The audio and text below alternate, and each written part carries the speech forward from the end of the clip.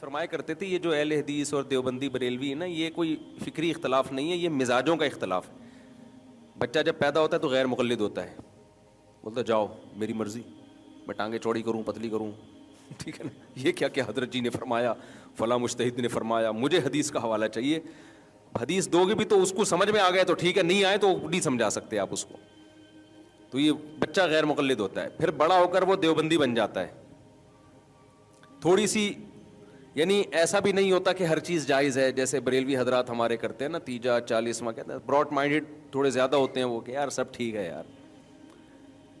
اور اتنا سخت بھی نہیں ہوتا جیسے اہل حدیث ہوتے ہیں، تو تھوڑا بیچ میں آ جاتا ہے. پھر جب بڑھاپا آتا ہے نا تو دنیا میں اتنے تجربے اور اتنا کہتا ہے سب سیٹ ہے یار، سب کیا ہے، کوئی تیجا کر رہا ہے وہ بھی ٹھیک ہے، جو نہیں کر رہا وہ بھی ٹھیک. تو خیر چھوٹا بچہ آپ اس کو دیکھو، بے وقت روئے گا، حالانکہ رونے کا ٹائم نہیں ہے. راتوں کو جاگ رہے ہوتے ہیں، دن میں سو رہے ہوتے ہیں، ٹیں ٹیں ٹیں بلا وجہ کی لگا کے رکھنا. پتہ ہی نہیں اس کو مسئلہ کیا ہے، اس کے ساتھ پیٹ میں درد ہو رہا ہے، تیرے سر میں درد ہو رہا ہے، تجھے کھلا بھی دیا پلا بھی دیا، مسئلہ کیا تیرے ساتھ، بلا وجہ ٹیں ٹیں ٹیں. گود میں اٹھاؤ چپ. ابے چیخ تو ایسے رہا تھا جیسے تجھے کینسر ہو گیا خدا نخواستہ. گود میں اٹھاتے ہی وہ کدھر گئی تیری بیماری؟ تو گھننا ہوا کہ نہیں ہوا؟ اس کا مطلب وہ چاہ رہا ہے مجھے گود میں اٹھاؤ بس. چھوٹا سا بچہ، 1 ہفتے کا بچہ، اس کو کمبخت کو یہ شعور ہے کہ جب ماں نے گود میں اٹھایا ہوا ہے تو وہ کنڈیشن کیا ہوتی ہے، گود سے اتارا ہوا ہے تو صرف ماں کو ٹینشن دینے کے لیے کہ یہ سوئے نہیں کسی طریقے سے، صرف یہ ٹینشن کہ یہ سو کیوں رہی ہے، یہ آرام سے پڑی ہوئی. اور اکثر جب ماں کھانا کھاتی ہے نا، بچے ٹیں اس وقت شروع کرتے ہیں. 1 ہفتے کے بچے کی بات کر رہا ہوں، اس کو یہ شعور ہوتا ہے سگنل کہ میری اماں اب تمیز سے بیٹھ کے چونکہ کھانا کھا رہی ہے، تمیز تو ہونی نہیں چاہیے. یہ کیا بات ہے، سکون کیوں مل گیا اس کو؟ تو پھر ماؤں کو غصہ آتا ہے، بھائی تم نہ کھانے دیتے ہو نہ سونے دیتے ہو. لیکن ہمارے رب نے ہمارے لیے جب ہم دنیا میں آئے پہلے سے ایک ماں کا انتظام کیا ہوا ہوتا ہے. اگر وہ ماں ہمیں نہ ملے نا تو آج جو ہم اتنے فنٹر بنے پھر رہے ہوتے ہیں، یہ فنٹر گیری ہماری ختم ہو جائے. اس ماں نے خدمتیں کی ہوتی ہیں، ہماری گندگیاں صاف کی ہوتی ہیں. قرآن کیا کہتا ہے، وَحَمْلُهُ وَفِصَالُهُ 30 شَهْرًا، جو 30 مہینے ہیں نا، 30 مہینے حمل سے لے کے، جب حمل ٹھہرنے سے لے کے جو تکلیفیں شروع ہوتی ہیں، الٹیاں اور سر چکرانا اور 20 مسائل حمل کے بعد شروع ہو جاتے ہیں، اس سے لے کے ولادت تک، یعنی قرآن کے مطابق 30 مہینے 2.5 سال کا عرصہ جو ہے وہ بچہ پالنے میں عورت کے لیے انتہائی ٹف ہوتا ہے، وہ بہت سخت ہوتا ہے. وہ کچھ بھی نہیں کر سکتی سوائے بچے کی طرف توجہ کے. اور ہم گھنے بن کے اپنی ماؤں کی محبتیں بھی لے رہے ہوتے ہیں، کھا پی بھی رہے ہوتے ہیں. سردی گرمی سے بچانے کا بھی انتظام کون کر رہا ہے؟ ماں کر رہی ہے. اس کے بعد ساری زندگی روٹیاں پکا پکا کے کھلاتی رہتی. آپ کوئی ملازم رکھ لو یار، تنخواہ لے گا اور پھر اتنی محبت سے نہیں کھلائے گا. سر آپ نے کھانا ہے کھا لیں، نہیں کھانا آپ ایک دفعہ کہتے ہیں نہیں کھانا، کوئی بات نہیں ہے. کھاتا بچہ ہے، پیٹ کس کا بھرتا ہے؟ پیٹ ماں کا بھر رہا ہوتا ہے.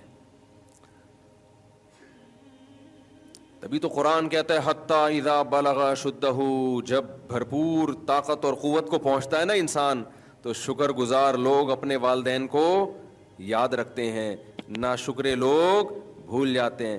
ناشکرا اپنے باس کے سامنے تو اونچی آواز سے بات نہیں کرتا کبھی بھی، سر سر یس سر سر سر سر کرتا رہے گا اس کے سامنے.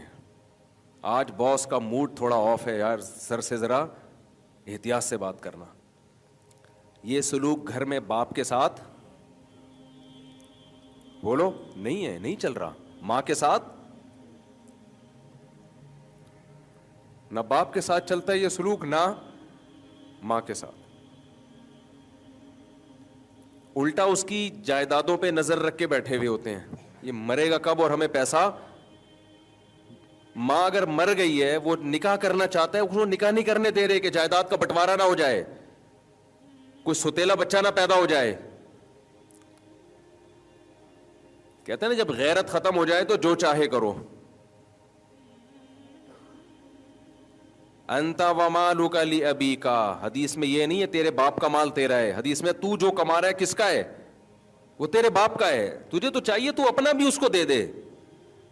اس کی دولت پہ نظر رکھ کے بیٹھے ہوئے ہوتے ہیں. کہتے جی ہمارے ابا کا بزنس تھا جو ہم نے ترقی دی ہے، تو آپ کسی اور کے بزنس کو ترقی دے دیتے نا جا کے. کوئی دینے دیتا آپ کو؟ آپ جا کے شاپ پہ بیٹھتے کسی کی کہ اس کو ہم ترقی دے کے بڑھائیں گے، وہ دکان سے نکال دیتا. بھائی تو کون ہے؟ یہ چلتا ہوا بزنس باپ نے آپ کے حوالے کیا تھا جو پھر آپ نے اس کو ترقی دی ہے. تو پہلے اس میں کچھ جان تھی جو آپ نے اس کو ترقی دی ہے.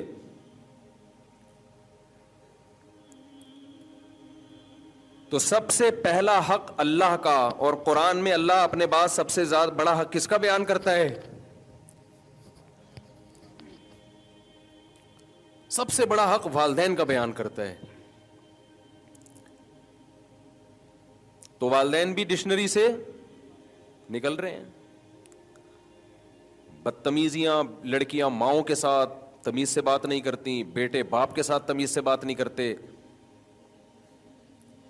اور ایک بات تو بہت ہو رہی ہے، میاں بیوی میں جب طلاق ہوتی ہے نا تو یاد رکھو اولاد کے لیے باپ کا حق اور ماں کا حق برابر ہے. طلاق کی وجہ سے بعض دفعہ ماں کی طرف چلے جاتے ہیں، باپ کو بھول جاتے ہیں ہمیشہ کے لیے. بعض دفعہ باپ کی طرف چلے جاتے ہیں، ماں کو بھول جاتے ہیں. کل قیامت کے دن اللہ تمہیں پکڑے گا اس پر. اگر طلاق کے بعد باپ اپنی اولاد کو بچوں کی ماں کے خلاف ورغلا رہا ہے، بچوں کو اجازت نہیں ہے کہ باپ کی باتوں میں آئے. وہ کہیں ابا وہ ہماری ماں ہے، آپ کا اس سے اختلاف ہوگا، ہم اپنی ماں کو نہیں چھوڑ سکتے. یہاں ماں باپ کی اطاعت جائز نہیں ہے، خوب سمجھ لو، ایک دوسرے کے حقوق دینے میں. اور اگر طلاق کے بعد ماں بچوں کو لے گئی ہے، باپ سے نہیں ملنے دے رہی، چھوٹے بچے چھوٹے ہوتے ہیں، جب سمجھدار ہو گئے تو وہ ماں کو صاف لفظوں میں کہیں گے کہ آپ ہماری ماں ہو، ہم آپ کا احترام کرتے ہیں، آپ کے اختلاف کی وجہ سے ہم اپنے باپ کو نہیں چھوڑ سکتے. میرے پاس کیس آ رہے ہیں جب میرا بیٹا 27 سال کے بعد مجھ سے آ کے ملا ہے، سیپریشن ہو گئی تھی تو ماں لے گئی تھی بچوں کو. تو یہ بہت بڑا جرم ہے بھائی. آپ نہ ماں بچوں کو باپ کے خلاف کرے، نہ باپ بچوں کو ماں کے خلاف کرے. لا تضار والدۃ بولدہا ولا مولود لہ بولدی. قرآن کہہ رہا ہے میاں بیوی میں سیپریشن ہو جائے تو بچوں کی وجہ سے نہ باپ کو نقصان پہنچایا جائے اور نہ ماں کو نقصان پہنچایا جائے. یہ ہماری سوسائٹی میں بہت ہے. اور بچے یک طرفہ باتیں سن رہے ہوتے ہیں، لہذا وہ اسی طرف مائل ہوتے چلے جاتے ہیں. انہوں نے دوسرا کچھ سنا ہی نہیں ہوتا، تو جس کی لاٹھی اس کی بھینس چل رہا ہے نا ہماری سوسائٹی میں. آتے ہیں لوگ میرے ساتھ کہ جی ہمارے ماں باپ کی سیپریشن ہو گئی تھی، میں اپنے باپ سے 5 سال سے نہیں ملا، میں 10 سال. میں نے کہا تو کیوں جہنم خرید رہا ہے اپنے لیے بھائی؟ کیوں جہنم کی آگ خرید رہا ہے؟ کہ میری ماں نہیں ملنے دیتی. میں نے کہا اماں کو بولو بھائی میں تو ملوں گا. سب سے اللہ کے حکم کے مقابلے میں کسی کا حق نہیں ہے.